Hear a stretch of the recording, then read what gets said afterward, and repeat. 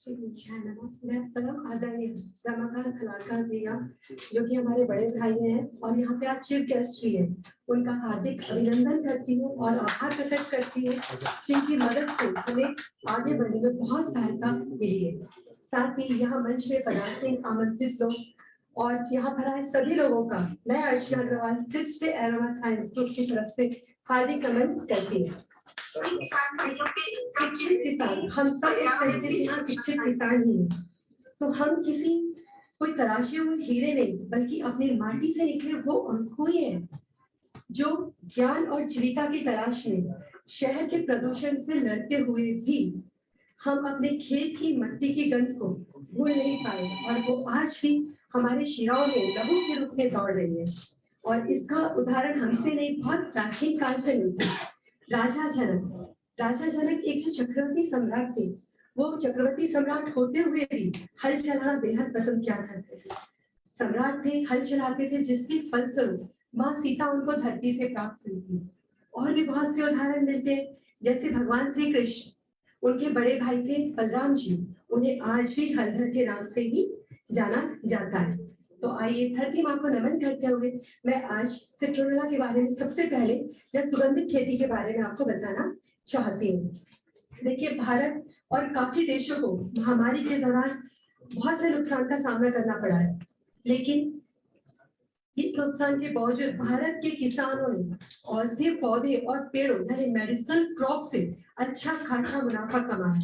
2022 में आज हर किसान चाहता है कि हम अपनी आय को दुगनी करें, बढ़ाएं। तो उसके लिए एक बहुत अच्छा एग्जाम्पल हो जाता है medicinal crops, in fact profitable medicinal crops. इससे हम अपनी खेती को बहुत अच्छे से बढ़ा सकते हैं, एक्स्ट्रा कर सकते हैं। ठीक है, इसके बारे में मैं आपको बताऊंगी कैसे हम कम जगह पर अपनी खेती को बढ़ाएं। जमीन तो हम नहीं बढ़ा सकते पर हम खेती बढ़ा सकते हैं, तो उसके बारे में भी हम आगे चर्चा करेंगे। सबसे पहले सिट्रोनेला के बारे में मैं बोलना चाहूंगी। देखिए, कबीरदास जी ने कहा है, पोथी पढ़ी पढ़ी जग हुआ पंडित भया न कोई, चार आखर अनुभव के पढ़े सो पंडित होए। मैंने थोड़ा सा इसे बदलाव किया है क्योंकि मैं पर्सनली मानती हूँ कि जिस फील्ड में हमें अनुभव है, जहां हमारा ज्ञान है, हम उसको उसमें काफी आगे बढ़ सकते हैं।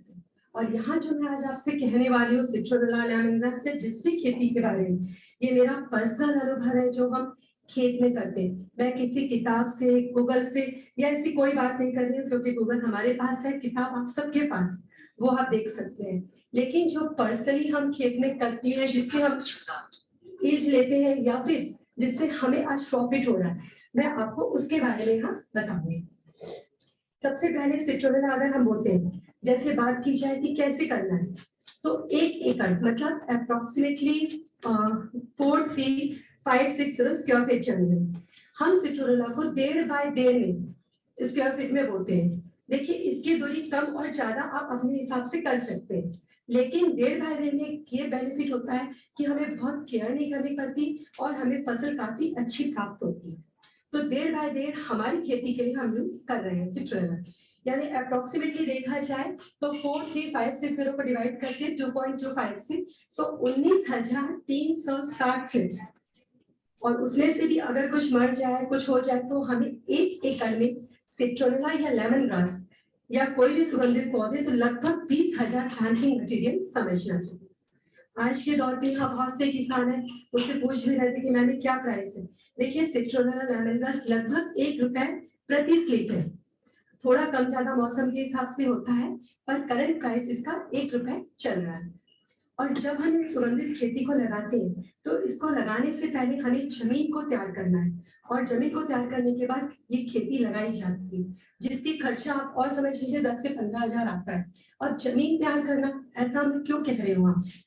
जब हम कोई ट्रेडिशनल क्रॉप करते हैं, कोई भी ट्रेडिशनल खेती करते हैं, देखिए जैसे आपने चावल लगाया, कुछ 5-6 महीने के बाद काट ली जाती है, दूसरी फसल बोने की हम जमीन तैयार कर लेते हैं। लेकिन अगर हम सुगंधित खेती करते हैं तो हमारे पास ये नहीं रहता, हमारी वो खेती 4 से 5 साल तक रहती है। तो इसके लिए हमें चाहिए कि हमें वो जमीन फसल अच्छा दे, तो पहले हमें उस जमीन की मालिश या तैयार उसको बहुत अच्छे से करना चाहिए। उसके लिए बहुत सरल सा उपाय होता है, आप प्लॉट को एक बार अपने खेतों में चला दीजिए, चलाने के बाद उस पर रोटावेटर चलाइए और पानी डाल के एक धूप लगने के लिए छोड़ दीजिए। अगर वो धूप लगने के लिए आप छोड़ देंगे तो उसमें जितना भी कचरा उग रहा है आपका उग जाएगा, ठीक है। और फिर आप खेती कर सकते हैं। लेकिन अगर आपको लगता है कि आपके खेतों में कचरा काफी ज्यादा है तो आप ये प्रोसेस को एक बार और रिपीट कर सकते हैं। नहीं तो एक बार सफिशिएंट हो जाता है कि 4 से 5 साल तक के हमें वो जमीन को देखने की जरूरत नहीं पड़ती। तो अब मैं फिर से प्लांटेशन में आती हूँ। हमारी जमीन तैयार हो गई। अब हम चाहते हैं कि सुगंधित पौधे जैसे सिट्रोनेला, लेमन ग्रास, इनको हम लगाएं। तो ये कैसे लगाया जाए? जनरली क्या होता है, खेत में जो बाइयां होती है या किसान होते हैं वो क्या करते हैं, स्लिप लेते हैं, उसको अंगूठे से दबाते हैं और जमीन के अंदर डाल दिया जाता है। इससे उसके नीचे का जो बल्ब होता है, देखिए बल्ब ही मेन प्लांटिंग मटेरियल है, अगर वो बल्ब डैमेज हो गया तो हमारी खेती अच्छी नहीं होगी, हमें फसलें अच्छी नहीं मिलेगी। तो सबसे पहले वो बल्ब डैमेज होने से बचाने के लिए हमें एक गड्ढा करना चाहिए। गड्ढा करके उसमें आप उस पौधे को बो दीजिए और फिर मिट्टी डालकर हल्के हाथों से उसे दबा लीजिए। इससे फायदा ये होगा कि आपकी फसल बहुत अच्छी होगी, आपके ज्यादा से ज्यादा पौधे मरेंगे नहीं, बच जाएंगे, ठीक है। और आगे बढ़ते हैं। अगर आप चाहते हैं कि आपकी खेती अच्छी हो तो हमें सिर्फ 3 बातों का ध्यान रखना। देखिए citronella, lemon grass, vetiver, palmarosa, इसमें मेरा पर्सनल अनुभव है कि ये बहुत अच्छी जमीन नहीं चाहती, किसी भी तरह की जमीन में हो जाती है। चाहे वो जमीन बस 2 बात होनी चाहिए इसमें, वहां पानी जमा नहीं होना चाहिए या फिर जमीन फटनी नहीं चाहिए। फटनी नहीं चाहिए मतलब सूखा नहीं पड़ना चाहिए।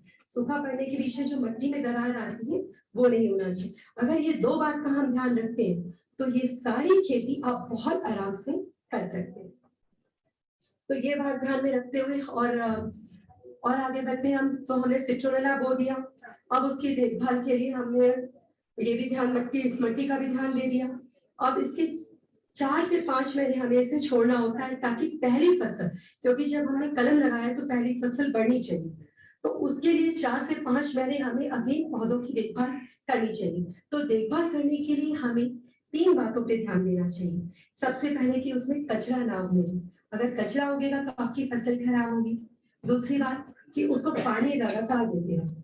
सिट्रोनेला, लेमन ग्रास, वेटिवर या फिर पामारोसा की हम बात करते हैं तो वो पानी जो है मिट्टी सिर्फ नमी चाहती है, वो ये नहीं चाहती कि हम पानी भर दें और मिट्टी सूख जाए। अगर आप इतना ध्यान रखते हैं तो आपको बहुत मेहनत नहीं करनी पड़ती और आपको जमीन अपने आप एक अच्छी फसल देती है। और तीसरी बात, खाद डालना। अब खाद के लिए बहुत से प्रोसेस है, लेकिन हम खुद एक ऑर्गेनिक खेती की तरफ बढ़ रहे हैं और चाहते हैं कि जितना हो सके वो खाद या हम बाहर से ना खरीदें, हम उस खर्चे को बचा लें ताकि हमारी कमाई और ज्यादा हो सके। उसके लिए हमने बहुत सिंपल सा प्रोसेस किया है कि हमने खेत में 2-3 गड्ढे खोद रखे। उस गड्ढों में हम गाय का गोबर, जो भी कचरा होता है, बायोडिग्रेडेबल कचरा, जैसे घास हो गई, पत्ते हो गए, वो सब हम उसमें डाल देते हैं। गाय का ये इनफैक्ट घर का जो आपका ऑर्गेनिक वेस्ट होता है वो उसमें डाल दिया जाता है और उसको छोड़ देते हैं हम। अपने आप 1 साल में वो एक बहुत अच्छा कंपोस्ट तैयार हो जाता है। अब मुझे इसको और अच्छा बनाना है या मैं चाहती हूँ जल्दी कन्वर्ट हो, तो नारियल का पानी हम सब यहाँ पीते हैं, है ना। तो जब आपने नारियल का पानी पी लिया, आप उस नारियल को 20 से 2 टुकड़े कर लीजिए, उसमें छींटा लगाइए, एक जमीन में छोटा सा गड्ढा करिए और उस गड्ढे में उस नारियल को रख के उसको कुछ पत्तों से ढक दीजिए। तो उसमें जो कीड़े होंगे 10 से 12 दिन बाद वो आप अपने कंपोस्ट में डाल दीजिए। आपकी कंपोस्ट 4 गुना अधिक अच्छी और जल्दी तैयार होगी। एक सिंपल सा तरीका है, ऑर्गेनिक खेती में हमारा खर्चा भी बच जाता है और हमें बहुत अच्छी खाद और खेती भी प्राप्त होती है। अब हम आगे बढ़ते हैं। जैसे अब हमारी सिट्रोनेला की खेती हो रही है, हम 4-5 महीना हो गया, तो 4-5 महीने में आप देखेंगे कि वो एक सिट्रोनेला के स्लिप के पास 40 से 50 पौधे लगभग और डेवलप हो चुके हैं। ये अपने आप को ही बढ़ाता है और अगर 1 साल हो जाता है तो वो लगभग 100 पौधे तैयार हो जाते हैं। और अब 1 साल, 1 से 1.5 साल का यही प्लांटिंग मटेरियल सही होता है। अगर हमने उसको पहले निकाल दिया तो आपके आधे से ज्यादा पौधे मर सकते हैं, क्योंकि वो कच्चे हैं, उनमें ग्रोथ नहीं है, ताकत नहीं है। तो हमें कम से कम 1 से 1 साल पुराना ये ब्रांचिंग मटेरियल लेके अब आप अपनी जमीन में फैला भी सकते हैं, आगे आप उसको बढ़ा सकते हैं। ठीक है, तो पहली अब ये तो हो गई खेती की बात। अब आप चाहेंगे कि हम कटिंग करके तेल निकालें, तो पहली कटिंग जब हमने लगाई है उसके बाद पहली कटिंग 4 से 5 महीने में वो पत्तों को देखकर उसकी ग्रोथ देख के हमें समझ में आता है। उससे समय 4 से 5 महीने में आप उस कटिंग को करते हैं, पहली घास आपको मिल गई। उसके बाद हर 45 दिनों में आपकी फसल कटने को तैयार है। 45 दिन, सिर्फ 45 दिन इसलिए कह रहे हैं क्योंकि आपको थोड़ी सी देखभाल की जरूरत है, आपको और कुछ नहीं करना है। लगभग 45 दिन में आप सोचिए 45 से 50 दिन में आपकी फसल तैयार है और आप काट के तेल निकाल सकते हैं। उसके लिए आप सिर्फ देखभाल करिए, कचरा ना उगने दें, पानी बराबर डालें और थोड़ा खाद का खाद हमने बनाई ली है, पानी सबके पास है, तो बस इन चीजों का ध्यान देखिए आप उगाइए। अब जब हम घास काटते हैं तो हर 45 दिन में घास तैयार होगी और सिट्रोनेला हर प्रतिदिन हर रोज 1 इंच के करीब उसका ग्रोथ, और 45 दिन में वो 5 से 6 फीट यानी मेरी हाइट से ऊपर चले जाती है। 6 फीट बोल रहे हो, मेरे 5 दिनों तो मेरी हाइट से काफी ऊपर चले जाते हैं। तो अगर थोड़ी सी आप देखभाल करते हैं तो कम खर्चे में आप अपनी फसल को काफी आगे बढ़ा सकते हैं। ठीक है, अब कटिंग कर रहे हैं, हम कटिंग करते वक्त भी हमें कुछ ध्यान देना चाहिए। कुछ, चाहे आप हाथ से कट कर रहे हैं चाहे आप किसी मशीन से कट कर रहे हैं, बहुत से लोग गलती ये करते हैं कि कटिंग जो करते हैं वो एज बहुत शार्प नहीं होता, धारदार नहीं होता, जिसकी वजह से क्या होता है आपको उसकी कटिंग करेंगे तो वो पत्ता जो है, जो खेती सिट्रोनेला का पत्ता है या लेमन ग्रास का पत्ता है, वो फट जाता है। तो फटने की वजह से अगली बार जब वो उगेगा तो पहले वो उसको भरेगा और आपकी फसल क्या होगी, धीरे हो जाएगी। तो इसलिए हमें ये ध्यान देना है कि जब वो कटिंग हम करें तो वो बहुत धारदार चीज होनी चाहिए। आप हाथ से करें मशीन से करें कोई फर्क नहीं पड़ता, पर उसमें धार बहुत अच्छी होनी चाहिए जो एक बार में आपके पत्तों को काटे। काटने के बाद ये जो घास प्राप्त होती है, ये लगभग 1 एकड़ में 2 से 3 टन घास आप प्राप्त कर सकते हैं। सिट्रोनेला या लेमन ग्रास दोनों के एक अप्रोक्सीमेट है, 2 से 3 टन आपको सिट्रोनेला की घास 1 एकड़ में प्राप्त हो जाती है। ठीक है, अब ये हमें घास मिल गई, अगेन ये चीज आपको जल्दी कहीं मिलेगी।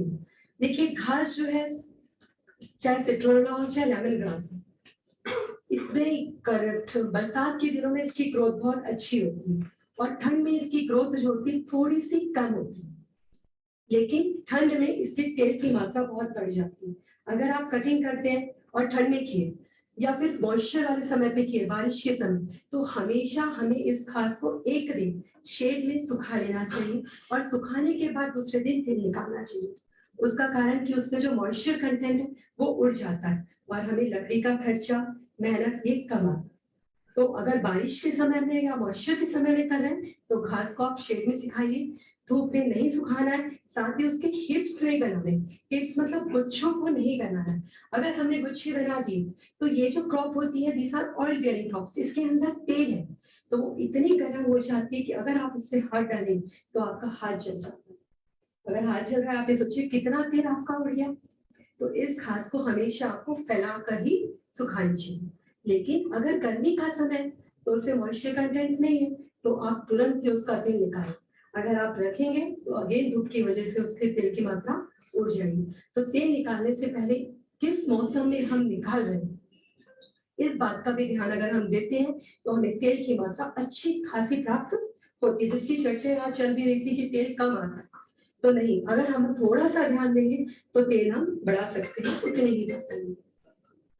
एक चीज और, जब डिस्टिलेशन यूनिट में हम इस घास को डालते हैं तेल निकालने की, तो ये घास जैसे मैंने आपको बोला 5 से 6 फीट की हाइट की हो जाती है। हम ऐसे ही डालते हैं तो उससे कम आती है और ये जरूरी नहीं है, लेकिन आपके पास ग्रास कटिंग मशीन है तो उसको आप उसमें कट करके डालिए, तो उस डिस्टिलेशन यूनिट में आपकी घास ज्यादा आएगी और उतने ही में ही आपको कम लकड़ी और खर्चे में ज्यादा तेल भी प्राप्त हो सकता है।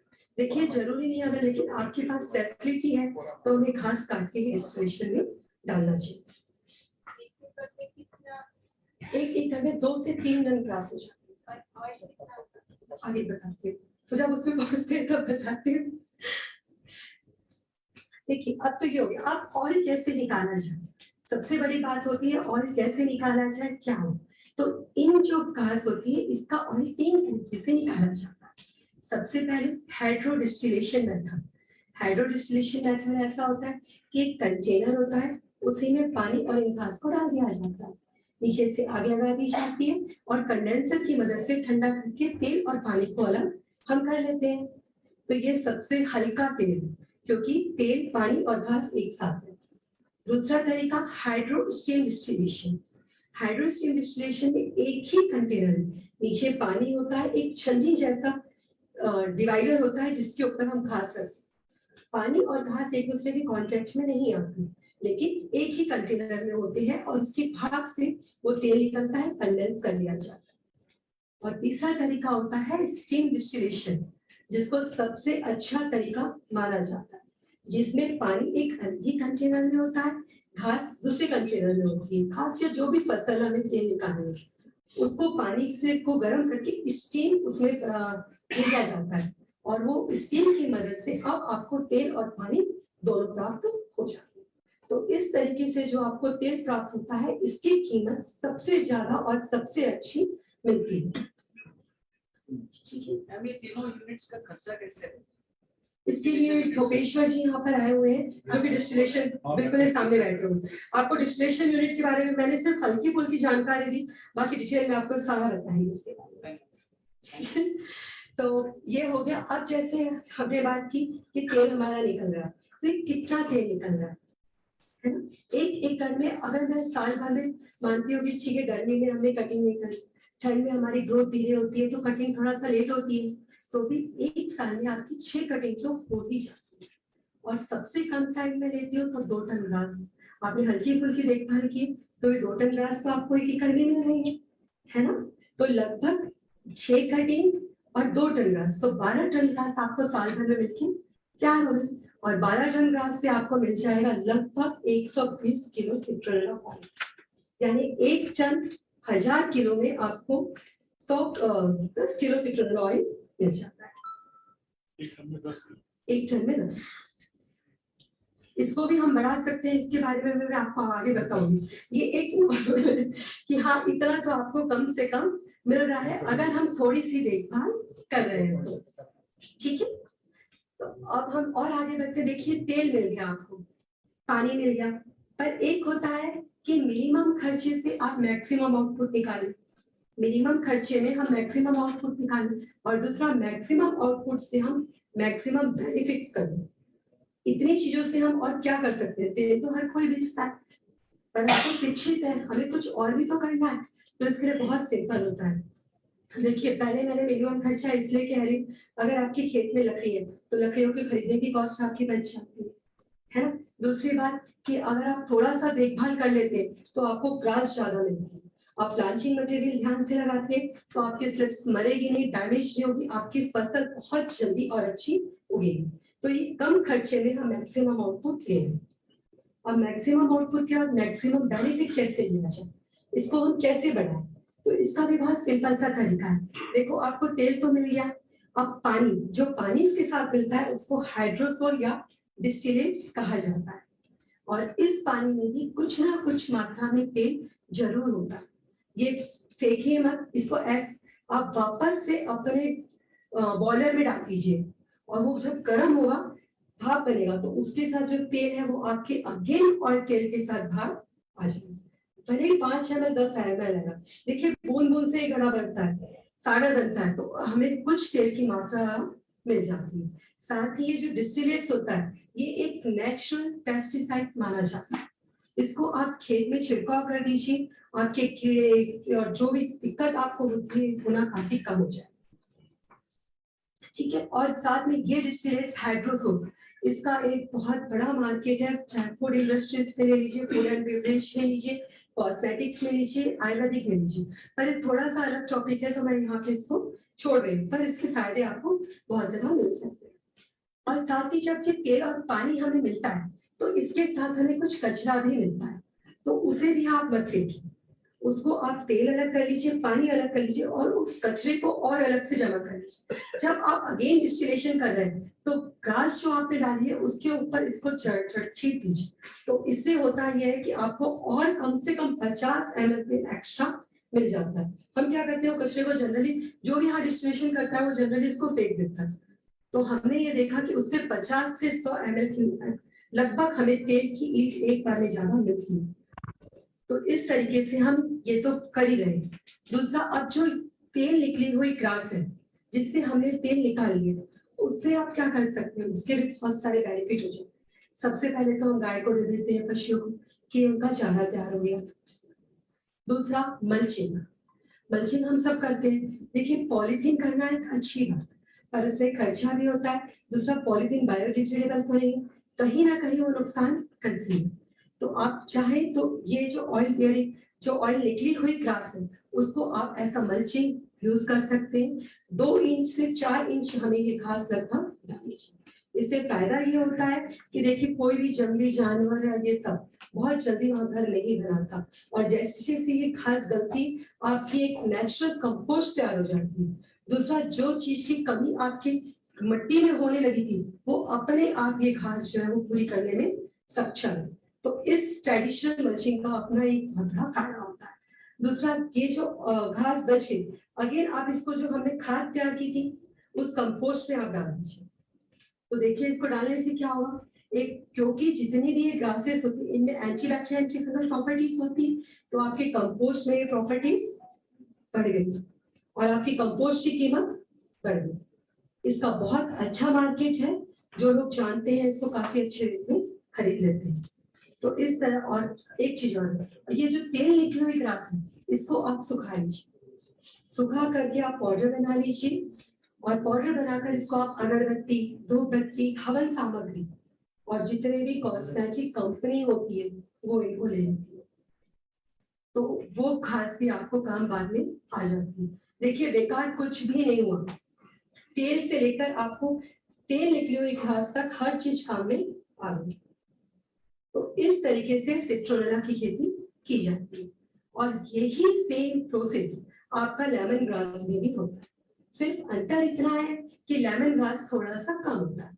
जैसे मैंने कहा था कि सिट्रोनेला ये 12 टन होती है एक एकड़ में साल भर में, तो लेमन ग्रास आप समझिए 10 टन हो जाएगी, और उसका तेल 120 किलो निकलता है, तो इसका 100 किलो निकल जाएगा। और सिर्फ इसी कारण से सिट्रोना और लेमन ग्रास के तेल के रेट में थोड़ा सा अंतर, और कोई कारण नहीं, क्योंकि लेमन ग्रास थोड़ा सा कम होती है। तो सिमिलरली आपने इस तरीके से लेमन ग्रास की खेती भी आप कर सकते हैं। और सेम यही तरीका हम वेजिटेबल में भी लागू करते हैं, यानी खस। बस खस में हम दूरी को कम कर देते हैं। जैसे इससे मैंने आपको 1.5 बाय 1.5 बोला था, उसके लिए हम 60 सेंटीमीटर बाय 60 सेंटीमीटर लेते हैं, और ऊपर जो वेजिटेबल होता है उसके ऊपर की घास में कुछ भी नहीं होता, तो उसको हमारे पशु बड़े अच्छे से चारे के रूप में खाते हैं, और हम छोड़ देते हैं, खाइए, ग्रीन चारा है। उसमें जो मेन तत्व होता है वो मट्टी के नीचे। सबसे पहले अगर आप मट्टी के नीचे से खस निकालेंगे, यहाँ पर लाए भी है ना खस चारा, जी जी, तो आप मैं रिक्वेस्ट करूंगी कि एक बार दिखाइएगा। तो आप जब खस को निकाल कर देखेंगे तो उसके नीचे एक बल्ब होता है, और बल्ब के नीचे ही जड़ें होती है। तो बल्ब जो है वो अगेन प्लांटिंग मटेरियल, तो वो ही आपका फैलेगा। तो हमें उस बल्ब को नुकसान नहीं पहुंचाना है। आप वो जड़ काट लीजिए, और जड़ काटने के बाद अगर आप तेल निकालते हैं बहुत अच्छी बात है, नहीं भी निकालते तो जड़ का पाउडर, घस का रूट, इनफैक्ट घस हाथ तक की घस में उसके अपने मार्केट में बहुत सारे लोग वाए, आपको एक अच्छा मार्केट जड़ों का भी मिल जाता है। और यही बात अगर मैं करती हूँ इस पामारोजा के लिए, तो पामारोजा के घास में तेल होता है। तो अगेन वो जो पामारोजा है वो सीड से और स्लिप से दोनों से लगता है। तरीका सेम यही है, जैसे हमने सिट्रोनेला लेमन ग्रास लगाया सेम आप पामारोजा भी लगा सकते हैं, पर पामारोजा सीड और प्लांटिंग मटेरियल दोनों से निकलता है। और एक बात, जैसे कि सबका हम ये सोचते हैं कि हमारे पास आज इतना पैसा नहीं है, या फिर मैं किसी कारणवश चाहती हूँ कि देखिए मैं अभी रजिस्ट्रेशन कार्ड नहीं लगाना चाहती, पहले मेरी कितनी कमाई होती क्या होती, फिर मैं आगे सोचूंगी कि मुझे रजिस्ट्रेशन में लगाना है कि नहीं लगाना है। तो अगर आपके दिल में ऐसी कोई बात है, या जो किसान पैसा नहीं खर्चा करना चाहते, तो उनके लिए लेमन ग्रास एक बहुत अच्छा ऑप्शन होता है। लेमन ग्रास एक ऐसा है जिसके हर चीज काम में आती है। जैसे लेमन ग्रास का ऊपर की फसल उगे, उसको आप काट रहे हैं, काटने के बाद उसको बारीक बारीक टुकड़े करके शेड में सुखा लीजिए। उसका रंग हरा होना चाहिए, ग्रीन नहीं होना चाहिए। वो चाय के काम में आता है, फूड एंड बेवरेजेस में काम में आता है, कॉस्मेटिक कंपनी के काम में आता है, अगरबत्ती, धूप बत्ती, हवन सामग्री, हर जगह वो भी जाता है। और रही बात अब उसके नीचे के बल्ब और स्टम की, तो ये 5 स्टार होटल्स में ऐसा सेलेक्स बहुत जाता है। पुणे और बेंगलोर में इसके काफी अच्छी कीमत में खरीदने वाले खरीदार बैठे हैं। इनफैक्ट ये बाली जैसी जगह पर एक्सपोर्ट भी हम करते हैं।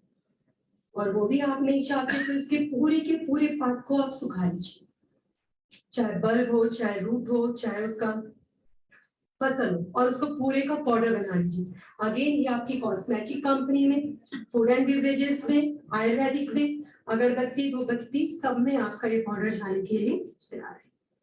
तो सिट्रोडोरा भी बिल्कुल सेम टू सेम ऐसा ही होता है, और वो भैया बताने वाले एक्चुअली सिट्रोडोरा जैरेनिया, इसलिए मैं उस पर ज्यादा टच नहीं करती हूँ। यूकालिप्टस के लिए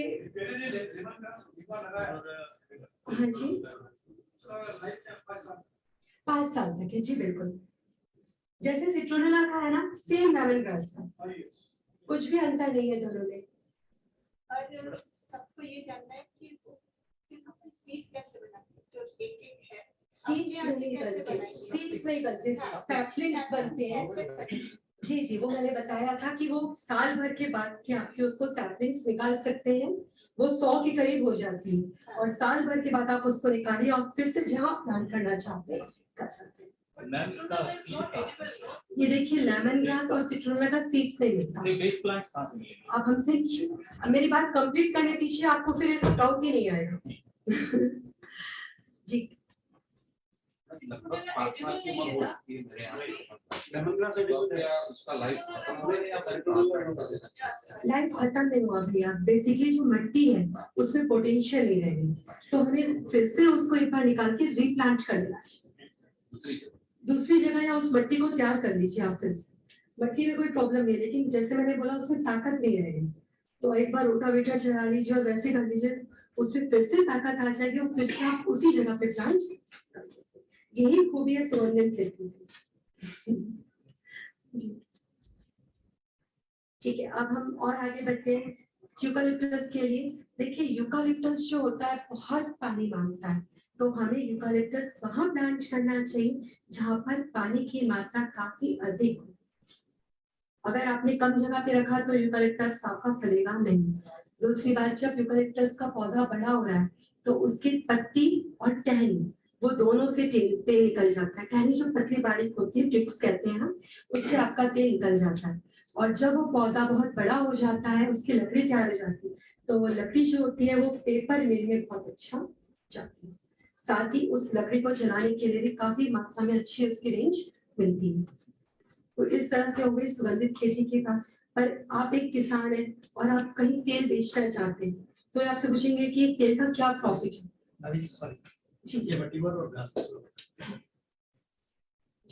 देखिए ये बल्ब है, ये बल्ब है, और इसके नीचे ये जगह, अगर ये बल्ब डैमेज हो गई तो नेचुरल है कि आपका पौधा बहुत जल्दी नहीं होगी। इसीलिए मैंने कहा था कि आप एक गड्ढा खोदिए, इसको आराम से डाल दीजिए और फिर मिट्टी डालिए। और जनरली बाइया या खेत किसान क्या गलती करते हैं, क्योंकि थोड़ा छोटा होता है तो इसको पकड़ते हैं और उंगलियों से, अंगूठे से दबाकर बो देते हैं, जिससे ये डैमेज हो जाता है। फिर हम बोलते हैं तो मर गया, हमारे खेत में लगा नहीं, अच्छा नहीं है, पर ऐसा कुछ नहीं। ये हर तरह की जमीन में लगने को तैयार है। सिट्रोडोरा, लेमन ग्रास और पामारोसा, साथ में पेटिगोन, ये 4 है कि हम कहीं भी लगा सकते हैं। ये भाभी जी का खेत का है, सिट्रोडोरा लेमन ग्रास, इतना हेल्दी प्लांट, देखिए इसके बारे में आप बताइए। ये लेमन ग्रास की कृष्णा वैरायटी है। अगर आप चाहते हैं तो हमसे ये ले सकते हैं, और आप हमें बेचना चाहते हैं तो भी हम लेने के लिए। लेमन ग्रास की सिट्रोडोरा है, और विदर्भ में जो होती है वो लेमन ग्रास की कृष्णा वैरायटी है, और विदर्भ में जो सिट्रोडोरा सक्सेसफुल है वो जावा बायोथर्जिन है। जैसे कि भैया ने पहले बताया है, उसकी बहुत अच्छी ग्रोथ है, तेल का बहुत अच्छा रेट। इनफैक्ट पूरे इंडिया के ये टॉप 10 इसेंशियल ऑयल्स हैं। सिट्रोनुला, लेमन ग्रास, पामारोसा, वैचिवा, इसकी आप देखेंगे तो नेशनल इंडिया में ही नहीं इंटरनेशनल में भी बहुत डिमांड है और हम लोग चाह कर भी इसको पूरा नहीं कर सकते। ठीक है, अगर मैं और आगे बढ़ती हूँ तो देखिए, जैसे कि मैंने आपसे प्रॉमिस किया था कि ये जरूर बताऊंगी कि कैसे हम अपनी जगह को तो बड़ी नहीं कर सकते, खेती की जमीन कोई बड़ी नहीं कर सकता, लेकिन खेती हम बड़ी कर सकते हैं।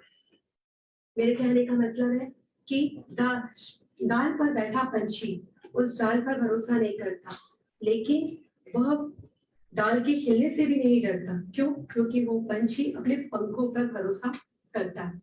तो हमें भी अपने आप पर भरोसा करके करना चाहिए।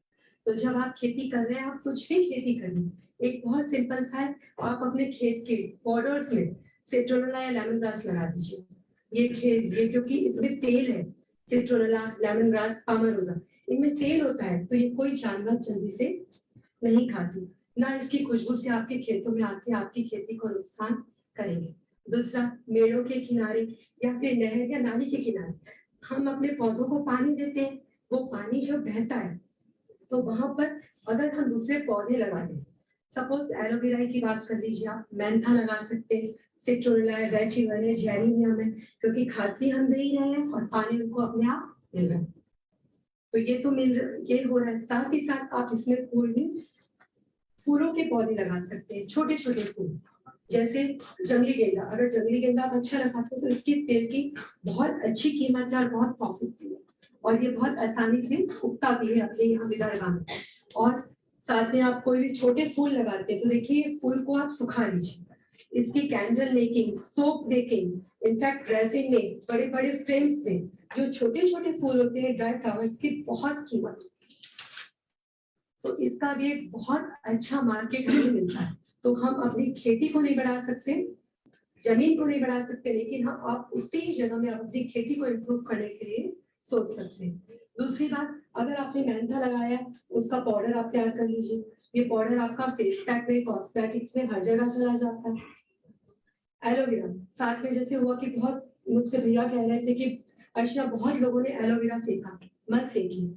एलोवेरा ऐसा है कि अगर कोई जेल और जो स्प्रे निकाल रहा है, कोई बात नहीं, एलोवेरा कम से कम 5 साल पुराना, लोग 3 बोलते हैं, लेकिन अगर हम जेल और जूस बना रहे हैं और नहीं हमारे पास वो सोर्स नहीं है, तो वो एलोवेरा 5 साल का होने दीजिए, उसको धोकर अच्छे से काटे निकालकर बारीक बारीक कट करके शेप पे सुखा लीजिए।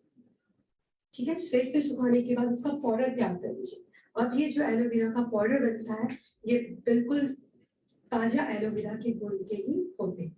यह आपके अगेन कॉस्मेटिक्स में, फूड एंड बेवरेज में, और इसका मार्केट आपको बहुत बड़ा मिल सकता है। जी, विद स्किन फिट करना है। With skin. और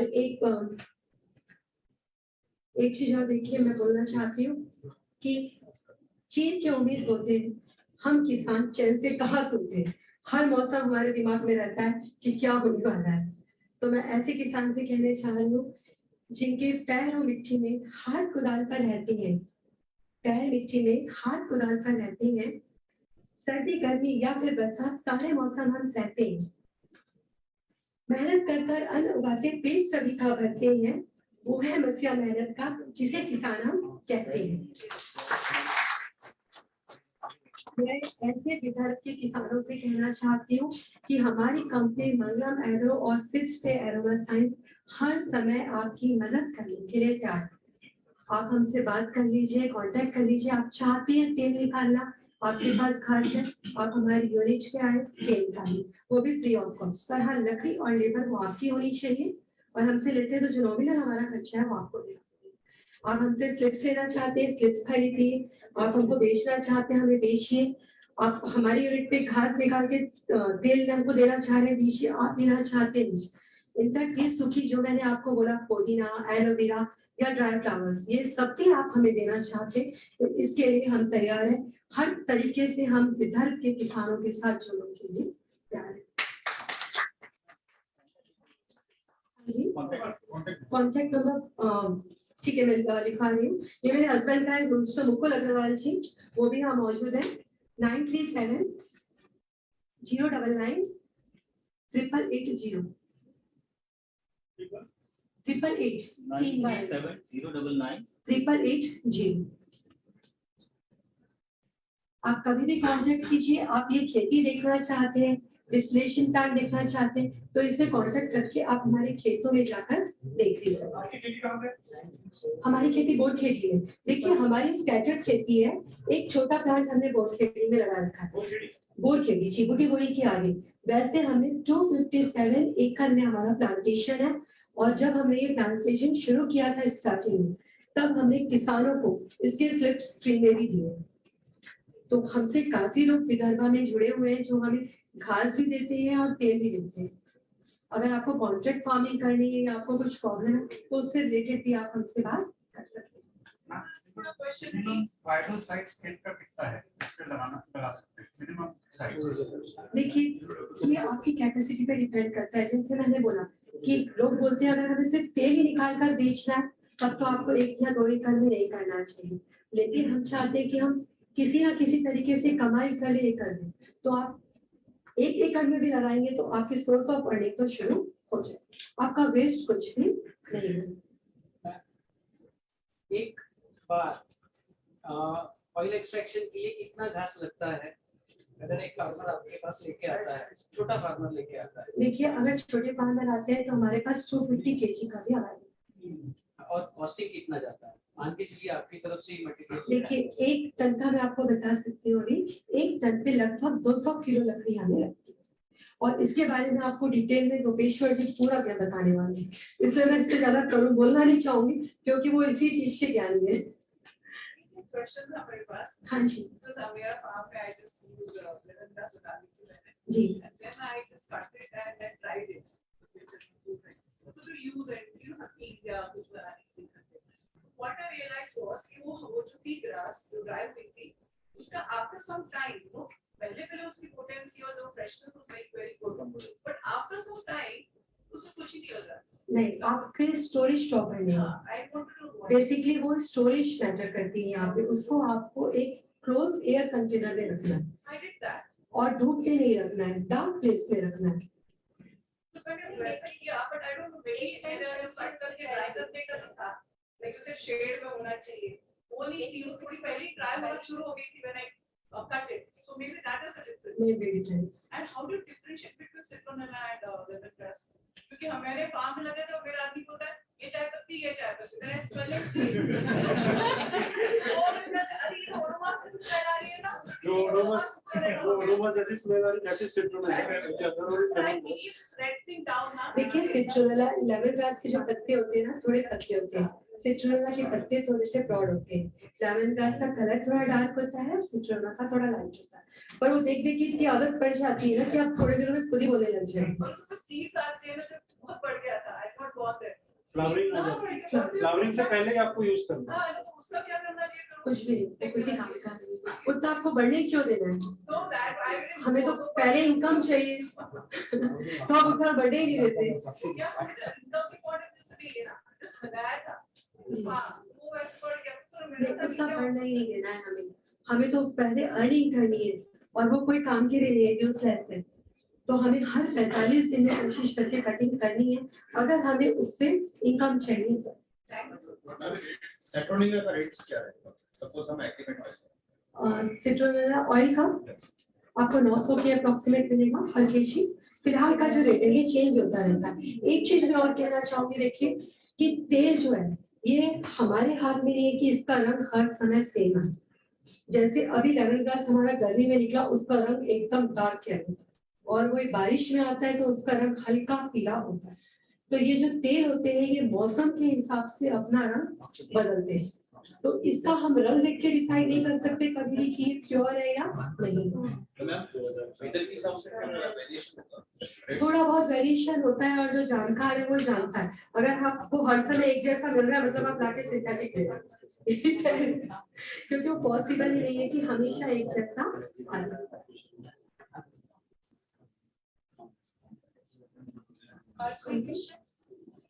एक चीज मैं एक चीज सपोर्ट करता हूँ। जब आप कटिंग करते हो आप जैसे ये ग्रास है ये लेवल में कटिंग करिए ताकि there is scope for growth. Growth होने का चांस रहता है। बहुत बार किसान क्या करता है, यहाँ से काट देता है, यहाँ से काट देता है, बीच में काट देता है। वो कटिंग पोजीशन बहुत इंपॉर्टेंट है। जी बिल्कुल, 1 से 2 इंच छोड़कर हमें कटिंग करनी चाहिए ताकि वो ग्रोथ के लिए आपको बहुत आसानी से। Pardon? What are the rates of lemongrass? Lemongrass oil currently it's approximate 13 to 1400 rupees.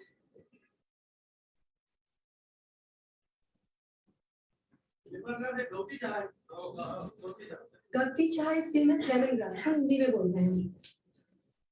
जी बोलिए ना। मैम ये प्रोसेसिंग कॉस्ट को हम लोग कैसे रिड्यूस कर सकते हैं?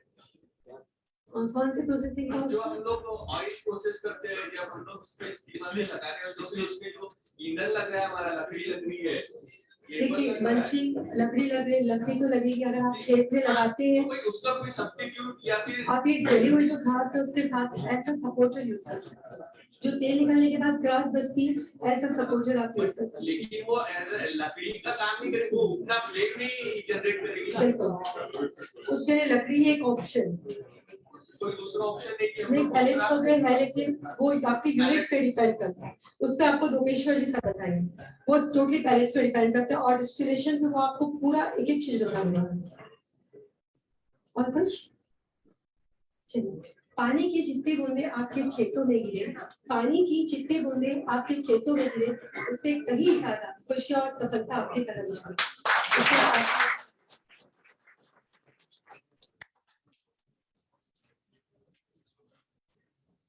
थैंक यू सो मच अर्चना, जिस ढंग से आपने प्रेजेंट किया रियली मुझे लगता है सभी ने इसका आनंद लिया आपके प्रोग्राम का।